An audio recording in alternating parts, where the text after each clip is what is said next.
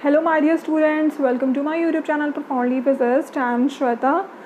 तो ਅੱਜ ਦੀ ਵੀਡੀਓ ਜਿਹੜੀ ਹੈਗੀ ਉਹ ਮਾਸਟਰ ਕੈਡਰ ਪੰਜਾਬ ਬਾਰੇ ਹੈ ਤੇ ਪੰਜਾਬੀ 'ਚ ਆਪਾਂ ਇੰਟਰੋ ਦਿੰਦੇ ਹਾਂ। ਠੀਕ ਹੈ, ਅੱਜ ਆਪਾਂ ਡਿਸਕਸ ਕਰਾਂਗੇ master cadre physics Punjab the 2017 the paper. Because ਤੁਹਾਡੇ ਵਿੱਚੋਂ ਕਾਫੀ ਸਟੂਡੈਂਟਸ ਨੇ ਮੈਨੂੰ ਕਿਹਾ ਕਿ ਮੈਮ ਪ੍ਰੀਵੀਅਸ ਈਅਰ ਦੇ ਪੇਪਰ ਜ਼ਰੂਰ ਡਿਸਕਸ ਕਰਵਾ ਦਿਓ ਕਿਉਂਕਿ ਕੁਐਸਚਨਸ ਜਿਹੜੇ ਨੇ ਉਹ ਰਿਪੀਟ ਹੋ ਜਾਂਦੇ ਨੇ। ਠੀਕ ਹੈ, ਤੇ ਇਸ ਕਰਕੇ ਜਿਹੜਾ ਹੈਗਾ ਮੈਂ ਸੋਚਿਆ ਕਿ ਆਪਾਂ ਪੇਪਰ ਵੀ ਜਿਹੜਾ ਹੈ ਇੱਕ ਜਗ੍ਹਾ 'ਤੇ ਇਕੱਠਾ ਸਾਰਾ ਕਰ ਲੈਂਦੇ ਹਾਂ ਕਿਉਂਕਿ ਤੁਹਾਨੂੰ ਵੈਸੇ ਜਦੋਂ ਮੈਂ ਕਰਵਾਏ ਨੇ ਟੋਪਿਕਸ ਅਤੇ ਉਹਨਾਂ ਰਿਲੇਟਡ ਕੁਐਸਚਨਸ ਵੀ ਨਾਲ ਹੀ ਵੈਸੇ ਡਿਸਕਸ ਕਰਵਾ ਦਿੱਤੇ ਨੇ। ਬਟ ਇਹ ਵੀਡੀਓ ਜਿਹੜੀ ਇਹ ਸੀਰੀਜ਼ ਹੈ ਇਹਦੇ 'ਚ ਤੁਹਾਨੂੰ ਸਾਰਾ ਪੇਪਰ ਇਕੱਠਾ ਹੀ ਮਿਲ ਜਾਏਗਾ। ਠੀਕ ਹੈ, ਤੁਹਾਨੂੰ ਅਲੱਗ-ਅਲੱਗ ਵੀਡੀਓਜ਼ ਦੇ ਐਂਡ ਵਿੱਚ ਲੱਭਣਾ ਨਹੀਂ ਪਏਗਾ ਕਿ ਅੱਛਾ ਇਹ ਕੁਐਸਚਨ ਆਇਆ ਸੀ, ਇਹ ਕੁਐਸਚਨ ਆਇਆ ਸੀ। ਇਹ ਸਾਰਾ ਤੁਹਾਨੂੰ ਪੇਪਰ ਇੱਕੋ ਜਗ੍ਹਾ 'ਤੇ ਇਕੱਠਾ ਮਿਲ ਜਾਏਗਾ। ਸਾਰਾ ਪੇਪਰ ਆਪਾਂ ਸੋਲਵ ਕਰਾਂਗੇ। ਠੀਕ ਹੈ, तो चलो फिर ठीक है, शुरू करते हैं आज की वीडियो। चलो फिर हम हिंदी इंग्लिश से शुरू कर लेंगे बाकी का। ठीक है, तो फर्स्ट क्वेश्चन जो है that is oscillations become damped due to. जो ऑसिलेशंस हैं उनकी डैम्पिंग का रीज़न क्या है, कौन सी फोर्सेस हैं जिनके कारण डैम्पिंग होती है। हमें पता है जो अनडैम्प्ड ऑसिलेशंस हैं दे कंटिन्यू फॉर एवर, उनका जो एम्पलीट्यूड है दैट रिमेन्स कांस्टेंट, उन पर कोई रेजिस्टिव फोर्स कुछ भी एक्ट नहीं करता। ठीक है, तो they are the undamped oscillations. लेकिन जो डैम्प्ड ऑसिलेशंस हैं, ठीक है, डैम्प्ड ऑसिलेशंस में क्या होता है कि रेजिस्टिव फोर्सेस एक्ट करती हैं। रेजिस्टिव फोर्सेस एक्ट करने के कारण जो ऑसिलेशंस हैं उनका एम्पलीट्यूड डिक्रीज़ होता जाता है and ultimately eventually they die out. ठीक है, तो अब आपको यहाँ पे बताना है कि कौन सी रेजिस्टिव फोर्स है जिसके कारण ऑसिलेशंस की डैम्पिंग हो रही है। फर्स्ट है यहाँ पे नॉर्मल फोर्स, सेकेंड है फ्रिक्शन, थर्ड है टेंजेंशियल फोर्स, फोर्थ है पैरेलल फोर्स। तो यहाँ पे तो कोई भी रेजिस्टिव फोर्स नहीं है एक्सेप्ट फ्रिक्शन। ठीक है, फ्रिक्शन इज़ द फोर्स जिसके कारण डैम्पिंग होती है ऑसिलेशंस की। सो फर्स्ट का करेक्ट आंसर है friction, that is B. Question number second है determine logarithmic decrement if the amplitude of a vibrating body reduces to 1/6 in 2 cycles. 2 cycles minded. ठीक है, तो आपको जो है लॉगरिदमिक डिक्रीमेंट फाइंड आउट करना है। एम्पलीट्यूड आपको बताया उन्होंने कि 2 साइकिल्स में जो है एम्पलीट्यूड ओरिजिनल एम्पलीट्यूड से 1/6 हो रहा है। अब आपको डेल्टा जो कि लॉगरिदमिक डिक्रीमेंट है उसको फाइंड आउट करना है। तो लॉगरिदमिक डिक्रीमेंट क्या है उसकी थ्योरी के लिए आप जो है वाइब्रेशन वेव्स की जो वीडियोस मैंने अपलोड की हैं आप उनको देखिए। ठीक है, तो यहाँ पे डायरेक्ट जो है हम क्वेश्चन सॉल्व कर रहे हैं। तो logarithmic decrement delta is equal to 1/n, यहाँ पे जो है log of a/a t dash. ठीक है, a जो है यहाँ पे दैट इज़ द जो मेन एम्पलीट्यूड है वो है and then a t stand for that after various cycles जो एम्पलीट्यूड है वो कैसे चेंज हो रहा है। So a capital A is original amplitude, a/t is the amplitude after various cycles. So delta is equal to 1/2। अब यहाँ पे 2 क्यों आया, बिकॉज क्वेश्चन में उन्होंने बोला था कि जो एम्पलीट्यूड है वो 1/6 हो जाएगा ओरिजिनल एम्पलीट्यूड के 2 साइकिल्स में। ठीक है, तो n यहाँ पे आ गया 2 log e of a/1/6 of a। अब यहाँ पे a से a कैंसिल हो गया, so delta is equal to 1/2 log e of 6। log e of 6 जो है दैट इज़ इक्वल टू 1.797। अब इसकी वैल्यू पुट कर दोगे तो लॉगरिदमिक डिक्रीमेंट जो है वो आ जाएगा इक्वल टू 0.8985 जो कि है option C. So second question का जो करेक्ट ऑप्शन है वो है सी। तो अगर हम पेपर को देखें तो फर्स्ट 11 क्वेश्चंस में ही बहुत न्यूमेरिकल्स मिल जाते हैं। तो यहाँ से मैं ये आइडिया भी हो जाता है कि पेपर में न्यूमेरिकल्स होंगे। ठीक है, कैलकुलेशंस जो है आपकी उस पर आपका जो है ग्रिप अच्छा होना चाहिए। सो क्वेश्चन नंबर थर्ड है assuming the age of earth to be 10⁻10 years.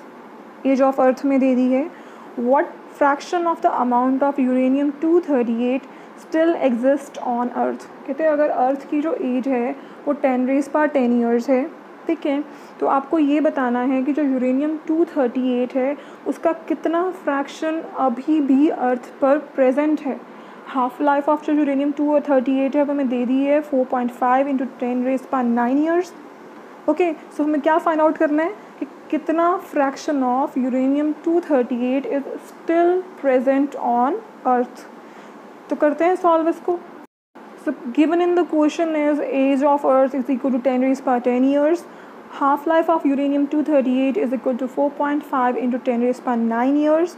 Fraction of यूरेनियम-238 स्टिल एग्जिस्ट ऑन अर्थ, वो हमें फाइंड आउट करना है। तो n is equal to n0 e raised power minus lambda t, ये formula आपको पता होना चाहिए। n जो है that is the number of atoms present now, जो आपको अब का टाइम पीरियड दिया उसमें नंबर ऑफ एटम्स कितने प्रेजेंट हैं। n0 जो है that is the original number of atoms, कितनों से वो बिगिन हुआ, ओरिजिनल नंबर ऑफ एटम्स कितने थे। e raised power minus lambda t, lambda here is decay constant, t stands for the time period, ठीक है। तो यहाँ पे जो है t half means the half life of यूरेनियम-238 वो भी हमें दे दिया है, दैट इज़ 4.5 इंटू 10⁻⁹ ईयर्स। अब इन सब चीज़ों को यूज़ करके जो है हमने फ्रैक्शन ऑफ द यूरेनियम-238 present now, still existing now, उसको फाइंड आउट करना है, ठीक है। सो ई की वैल्यू हमें पता है दैट इज़ इक्वल टू 2.718। हमें निकालना क्या है, n/n0, यही होगा फ्रैक्शन, ठीक है। n/n0 ही है फ्रैक्शन ऑफ द यूरेनियम-238 स्टिल एग्जिस्ट। सो हमें यहाँ पे क्या पता होना चाहिए, लेमडा, जो लेमडा है उसका फार्मूला होता है natural logarithm of 2/t half. So natural logarithm of 2 जो है that is equal to 0.693/t half. तो 0.693/t हाफ हमें दी है 4.5 इंटू 10⁻⁹, वो हमने पुट कर दी। तो अल्टीमेटली हमें जो डिके कांस्टेंट लेमडा है वो मिल गया इक्वल टू 1.54 इंटू 10⁻⁻10। लेमडा हमें मिल गया। एज ऑफ अर्थ t जो है 10⁻10 वो हमें गिवन है। अब n/n0 हम फाइंड आउट कर सकते हैं। So e raised power minus 1.54 into 10⁻10, age of earth is 10⁻10। So 10⁻10 से 10⁻10 कैंसिल हो गया, हमारे पास बच गया e रेज़्ड पावर माइनस 1.54। अब जो है आपको इसको कैलकुलेट करना है, बाय अप्रॉक्सीमेशन भी जो है आप इसको कैलकुलेट कर सकते हो। वो कैसे, बिकॉज 1/e रेज़्ड पावर 1.54 है। सो ई रेज़्ड पावर 1.54 को कैलकुलेट करने के लिए आप क्या करो, 1/e फाइंड आउट कर लो एंड 1/e² दोनों की वैल्यू फाइंड आउट कर लो, बिकॉज e तो हमें पता ही है, ठीक है। तो e की वैल्यू पुट करके जो है 1/e निकाल लो, 1/e² निकाल लो। सो ई रेज़्ड पावर 1.54 की वैल्यू उनके मिडल में लाई करेगी एंड इन दिस वे जो है आपको इसका आंसर मिल जाएगा। तो जब है मैंने 1.e की वैल्यू निकाली मीन्स 1/2.718, तो वो आ गया इक्वल टू 0.367। और जब मैंने 1/e² की वैल्यू फाइंड आउट की तो वो आ गई 0.135। अब हमें ऑप्शंस में ये चेक करना है कि इन दोनों के मिडल में लाई करती हुई जो वैल्यू है वही एग्जैक्ट आंसर होगी।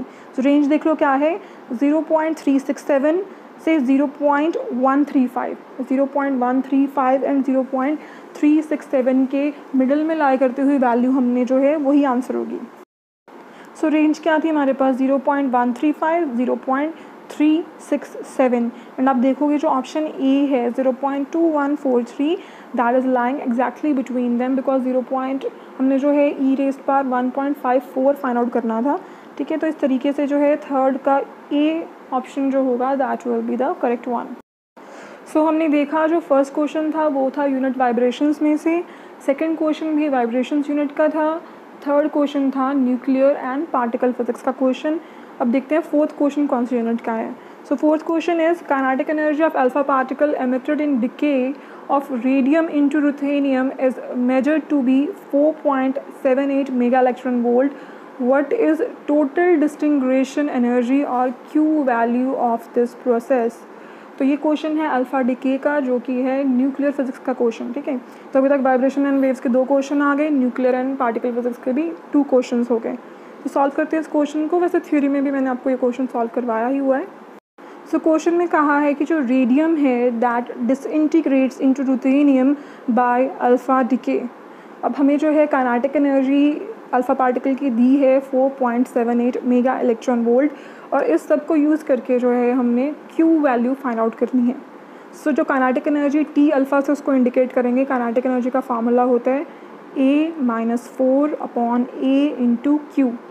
A यहाँ पे जो है that is the mass number, A equal to आ गया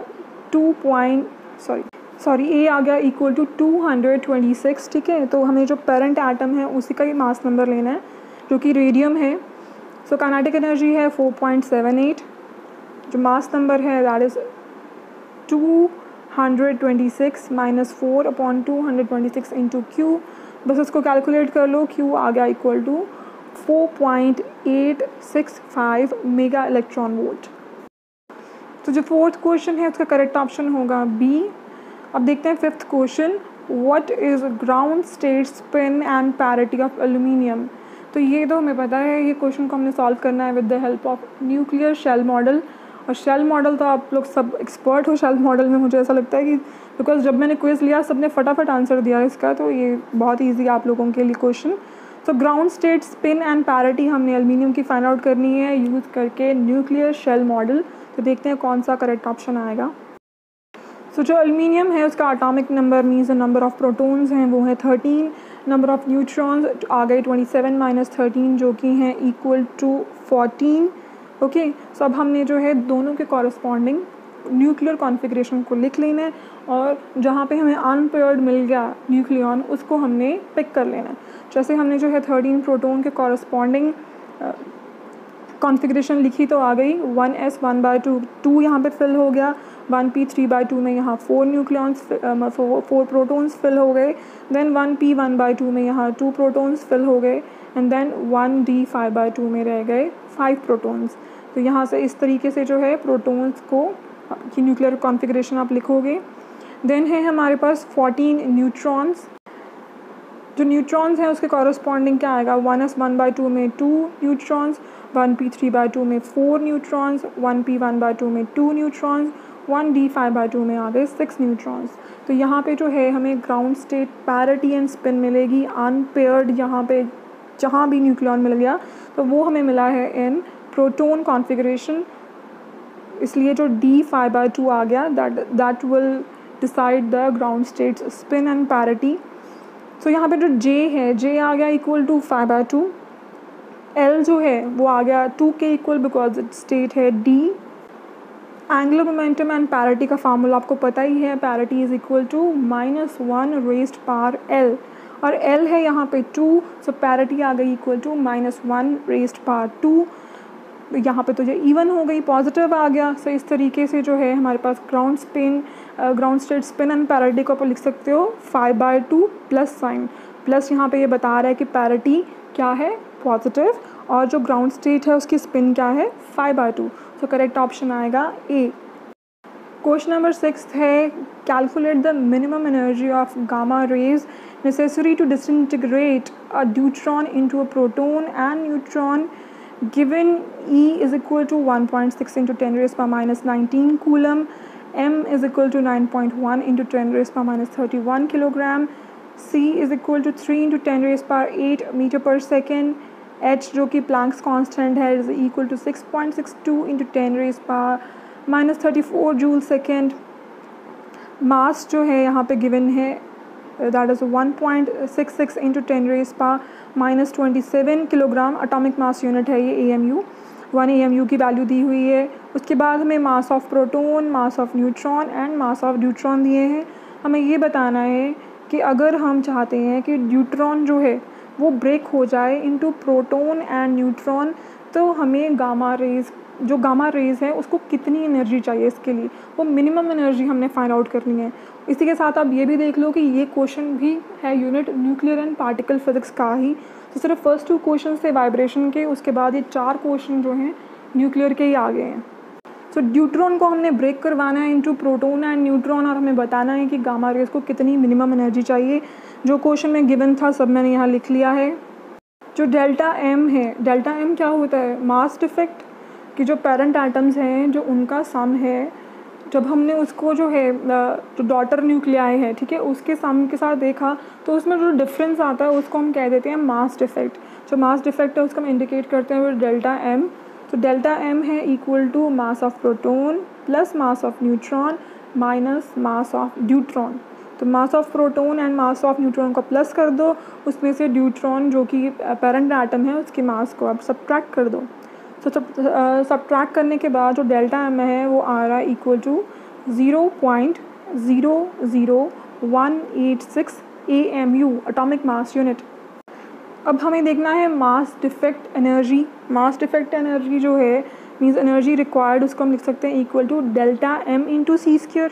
एनर्जी क्या होती है, is equal to M C square. यहाँ पे जो है मास डिफेक्ट के कॉरस्पॉन्डिंग क्या आ जाएगी, delta M into C square. तो यहाँ पे डेल्टा एम की वैल्यू पुट कर दो 0.00186 AMU इंटू सी स्क्वायर। अब हमें ये बताना है कि जब मास जो है दैट इज़ 0.00186 AMU है, तो इस मास को ब्रेक करने के लिए कितनी एनर्जी चाहिए। सो यहाँ पे देखो जो एनर्जी पर AMU है, energy per AMU is equal to 931 upon C square into mega electron volt. तो एनर्जी पर AMU तो हमें पता चल गई, लेकिन हमें फाइंड आउट करनी है एनर्जी रिक्वायर्ड फॉर 0.00186 AMU। तो क्या करोगे, multiply.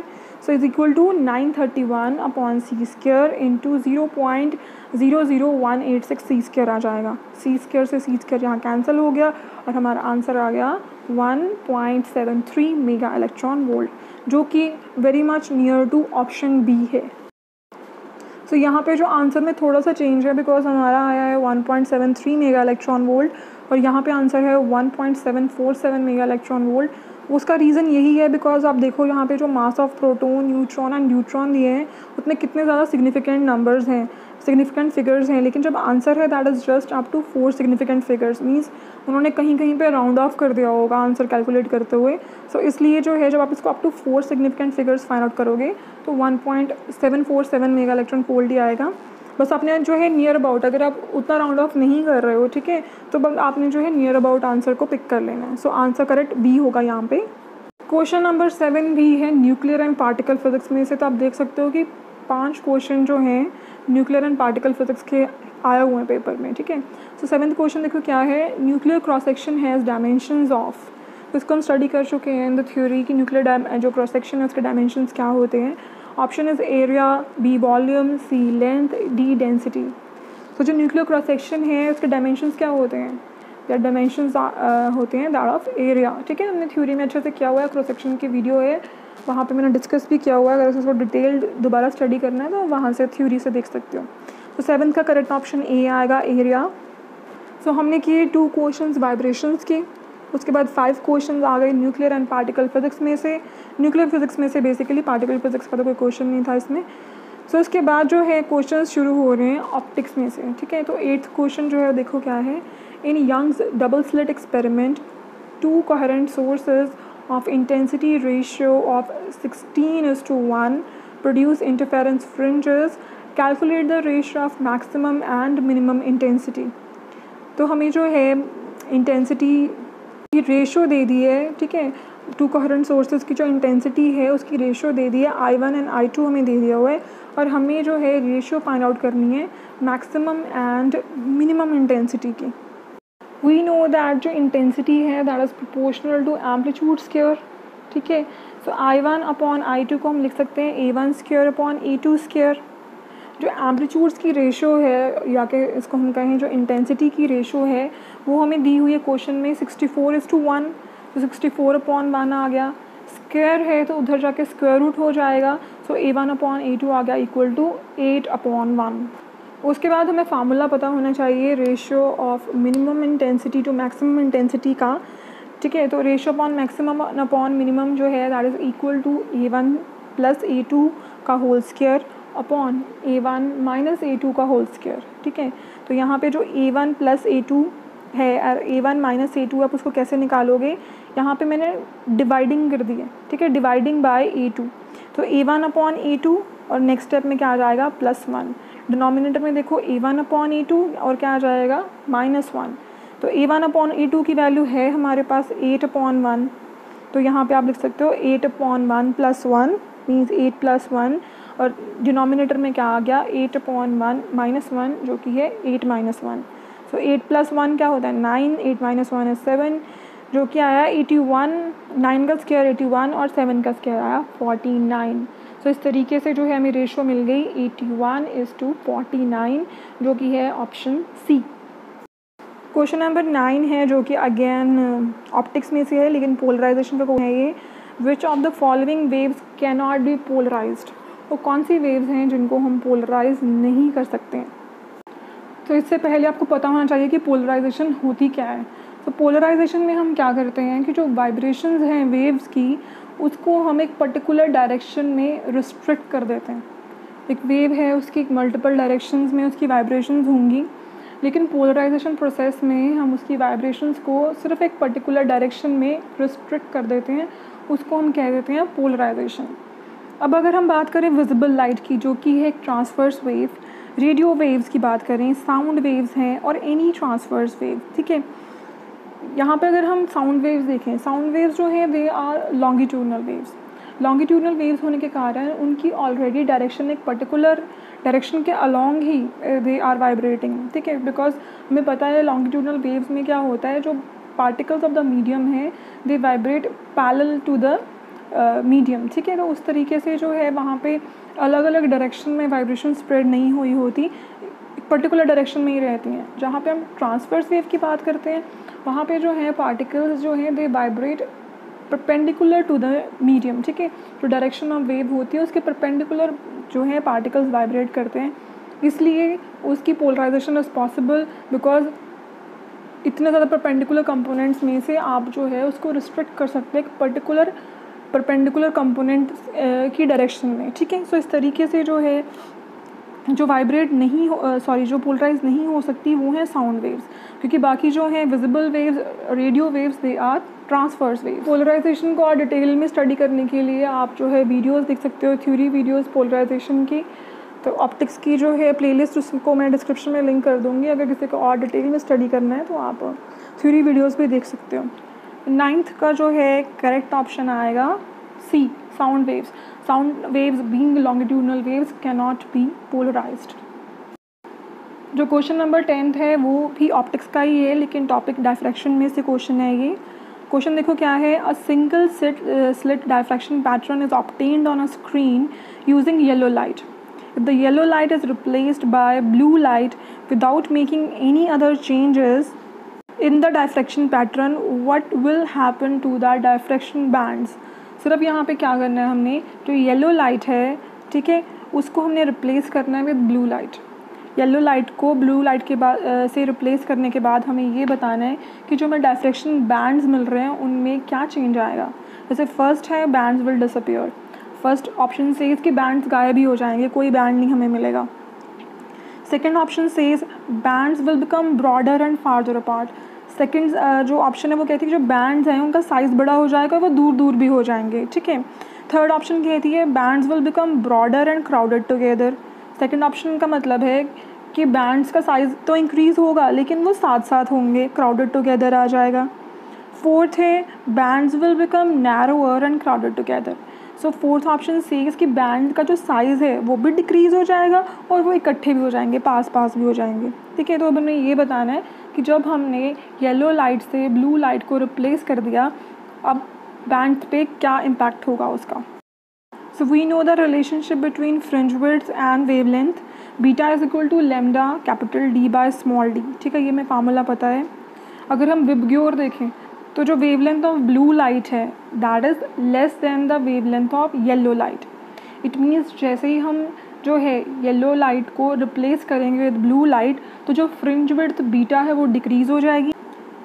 Fringe width beta decrease होने का मतलब क्या है, जो फ्रिंजेस की विड्थ है वो कम हो गई, वो कम होने से जो फ्रिंजेस हैं वो क्या हो जाएंगी, नैरोअर, ठीक है, पतली हो जाएंगी, वो नैरोअर हो जाएंगी and they will be crowded together, और साथ में इकट्ठी हो जाएंगी, ठीक है। सो करेक्ट आंसर इसका होगा नैरोअर एंड क्राउडेड टुगेदर।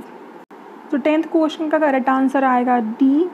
अब देखते हैं क्वेश्चन नंबर 11th क्वेश्चन जो है वो भी ऑप्टिक्स में से ही है, ठीक है। तो 11th क्वेश्चन क्या है देखो, when a light wave is reflected at the surface of an optically denser medium then the change in the phase differences.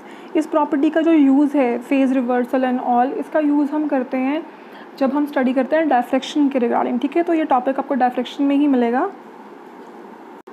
So 11th question क्या कहता है, when a light is reflected at a surface of an optically denser medium then the change in phase differences. आपको पता होना चाहिए जब भी light reflect होती है ऑप्टिकली डेंसर मीडियम में से then there is a phase reversal of pi. अगर हम रिफ्रैक्शन की बात करें, रिफ्रैक्शन के टर्म्स में क्या होता है, जो रिफ्लेक्टेड लाइट रे है that bends toward the normal, ये हमें पता है। अगर हम रिफ्लेक्टेड रे की बात करें, रिफ्लेक्शन के केस में यहाँ पे क्या होगा, there is a phase difference of pi in this. So यहाँ पे आपको ये याद ही रखना है कि जब लाइट रिफ्लेक्ट होती है surface of optically denser medium में, तब फेज डिफरेंस जो है दैट इज़ ऑफ पाई। अगर हम इसको पाथ डिफरेंस के टर्म्स में देखें तो λ/2 का जो है पाथ डिफरेंस हो जाता है यहाँ पे। करेक्ट ऑप्शन जो है यहाँ पे है वो C. So in today's video we have discuss master cadre physics Punjab 2017 और हमने जो है उसके फर्स्ट 11 क्वेश्चंस डिस्कस किए। फर्स्ट 2 क्वेश्चंस जो थे वो वाइब्रेशंस में से थे, उसके बाद वाले जो 5 क्वेश्चंस हैं वो आए थे न्यूक्लियर एंड पार्टिकल फिज़िक्स में से, और रेस्ट क्वेश्चंस जो हैं दे वर फ्रॉम ऑप्टिक्स। ठीक है, तो अगर आप इन टॉपिक्स की आपको और डिटेल स्टडी करनी है तो वाइब्रेशंस, ऑप्टिक्स एंड जो न्यूक्लियर फिज़िक्स है उसकी प्लेलिस्ट मैं डिस्क्रिप्शन में लिंक कर रही हूँ, आप इन टॉपिक्स को और डिटेल में स्टडी कर सकते हो। तो इसी तरीके से जो है हम कंप्लीट पेपर डिस्कस कर लेंगे 17 का, एंड 2016 का पेपर भी हम डिस्कस करेंगे। ठीक है, तो वीडियो को आप ज़रूर लाइक कर दीजिए अगर आपको जो वीडियो आज की पसंद आई, एंड इसके अलावा जो है कमेंट करके बताइए कि आपको कैसा लगा इस सीरीज़ के रिगार्डिंग जो मैंने शुरू की है मास्टर कैडर फिज़िक्स के पेपर सॉल्व करने वाली। तो आपके क्या थॉट्स हैं इसके रिगार्डिंग वो ज़रूर कमेंट करके मुझे बताइए। And if you are watching the channel for the first time then don't forget to subscribe my channel, because in this channel we discuss quality material. ठीक है, तो बहुत अच्छे से जो है हम हर चीज़ स्टडी करते हैं। So thank you everyone.